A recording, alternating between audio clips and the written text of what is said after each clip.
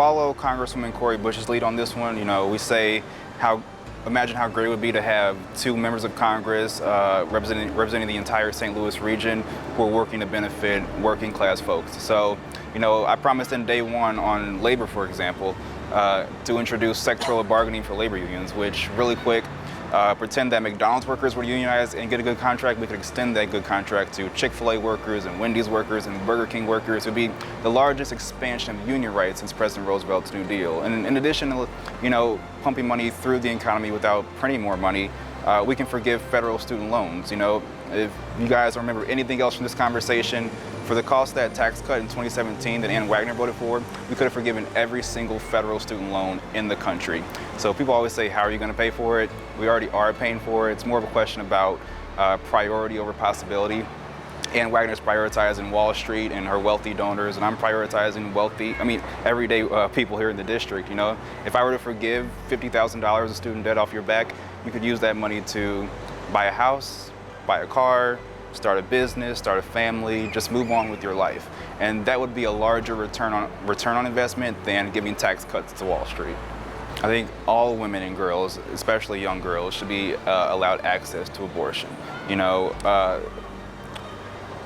And if I could take it a little bit further on this answer, the Supreme Court has overreached their authority as a co-equal branch of our government. I was in school not too long ago, and we were taught the three branches of government: Congress, the White House, and the Supreme Court. They're co-equal branches of government. By stripping away the civil rights that the Supreme Court currently constituted was the law of the land, they're going back on their word. So it's now up to Congress and the White House to act to codify Roe into federal law, and not just Roe, because the Supreme Court's not just stopping with that. So we also have to codify interracial marriage into law and gay marriage into law and protect civil rights of everyday people here in America. And I'd also support an impeachment inquiry into the three Trump Supreme Court justices who lied under oath, essentially, all testifying that Roe was the law of the land. Then the second they got into Congress, they overturned Roe. So I support impeachment inquiry into those three justices. There's not just one single greatest threat, there's a multitude of them, but the problems are exacerbated by folks like Congresswoman Ann Wagner, Republicans who know better, but still feed into the same dark, divisive rhetoric as the far right of the Republican Party, like Donald Trump, Marjorie Taylor Greene, Lauren Boebert. She spews doubt and she pushes doubt in our electoral process and our electoral system for a political expediency, which, we always say January 6th, Donald Trump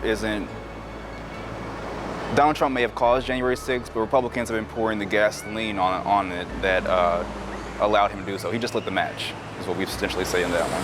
It's fourth grade science. The more CO2 you have in a container, the faster it'll heat up.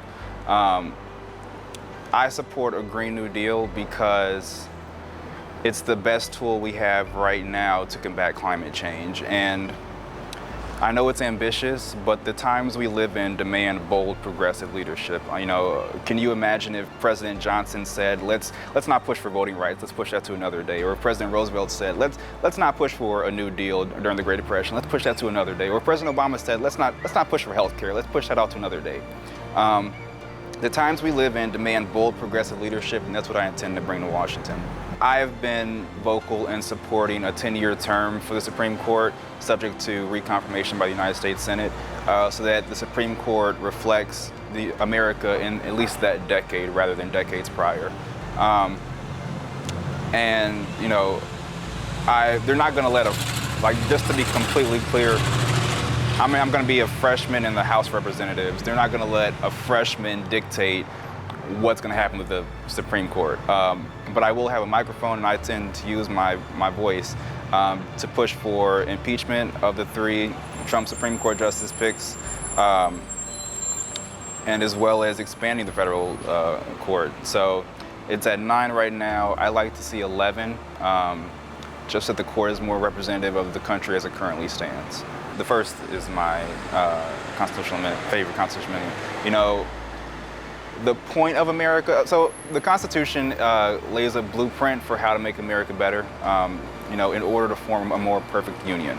And that First Amendment, freedom of speech, freedom for us to be vocal against our government, has always given the people the check on their government. So, in 2020 we organized a bunch of young people to march on the streets for George Floyd, and we saw change. It's not all the change we needed, but we moved America towards that more perfect union.